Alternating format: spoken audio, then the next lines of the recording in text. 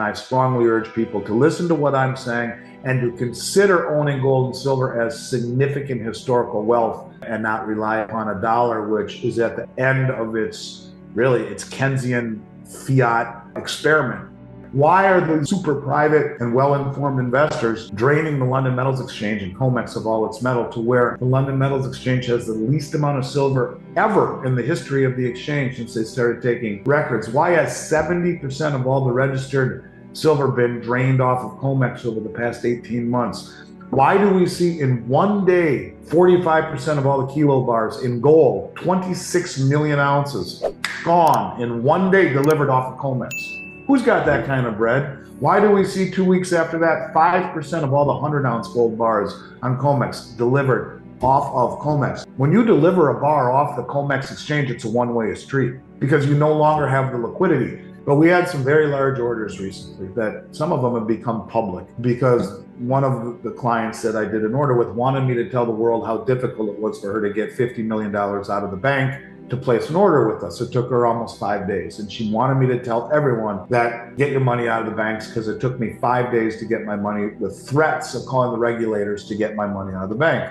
So anyone who pulls metal off of COMEX like this, these massive deliveries we've seen, where in one day all this stuff is disappearing and this bleed down of supply, normally they would take it out of one category called registered. Those are the bars that can be delivered, and move it into eligible. Those are bars that they're eligible if I want to put them into register, but they're not for sale. They're mine. I'm hanging on to them, not for sale. And that's what a lot of people would do. They would just keep them in an eligible category. Well, instead of doing that and leaving them in the safety of an eligible category, that means if one of my clients who has a whole bunch of 1,000-ounce bars wants to sell them and take advantage of Elon Musk's generous offer, we could transfer them from eligible to registered, and Elon could then take possession of them. Registered means all of the numbers are already validated on the bars, the weights, the bar numbers, the authenticity goes from eligible to registered. He can take possession of them and pay me my money, but not if they're not in the COMEX ecosystem.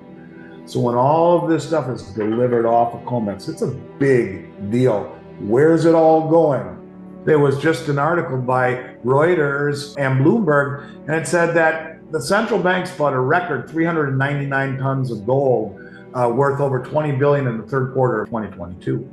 340% higher than Q3 2021, almost double the previous record of 241 tons in Q3 2018. But Bloomberg called the buyers of all of this gold and silver mystery whales. And they postulated that the mystery whales buyers were likely either China, Russia, Saudi Arabia, or India.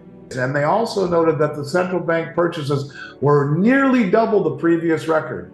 So what do all of these countries have in common? Yes, they're BRICS. So you are seeing massive drawdowns, huge amounts being drawn down off the exchanges. And it's a one-way street because once it leaves COMEX, it's lost its liquidity. These deliveries, these massive drawdowns in metals, it's been happening since I started talking about the others in 2020. It has not stopped. In fact, it's increased massively. And who's been buying more gold at any time since 1967? Oh yeah, the central banks. Why are they buying gold and silver? Oh yeah, gold's tier one reserve asset, and everyone's moving away from the dollar. And you see how all of these things start to come together? I think we often take the dollar's reserve status for granted, simply because we've grown up under this system. But the truth is that reserve currencies come and go every 100 years or so. And the dollar was the only choice when we moved to a full fiat currency system because of Bretton Woods and the trillions of dollars that had all been circulating globally.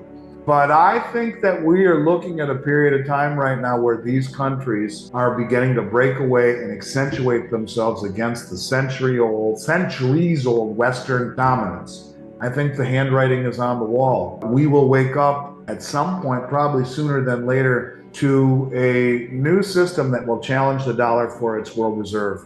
You already have China saying to Russia that we are ready to get serious right now and build the energy infrastructure with Russia and the other BRICS nations. You can see it. It's happening. And when that announcement is made and OPEC and Saudi Arabia dumped the dollar as its sole settlement currency, and all of these countries on the planet who have had to own dollars for 50 years start to sell them because the dollar becomes a hot potato. This is your great reset moment where the dollar comes flooding home, creating massive inflation, hyperinflation. And the byproduct of inflation is higher interest rates to compensate for the loss of purchasing power.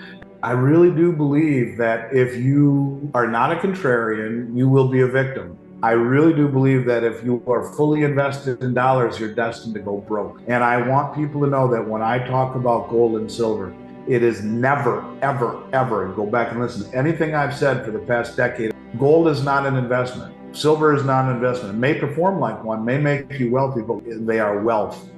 5,000-year wealth that has outlived every world war, German hyperinflation, the Great Depression, and every pandemic. And when you see the most well-funded, well-informed, influential traders on the planet accumulating the stockpile of metal that they are, when you see a company like JP Morgan, who paid a $920 million fine to the Justice Department for suppressing gold and silver, accumulate over 45 million ounces of gold and 1.2 billion ounces of silver, the largest physical position of metals ever owned off their books.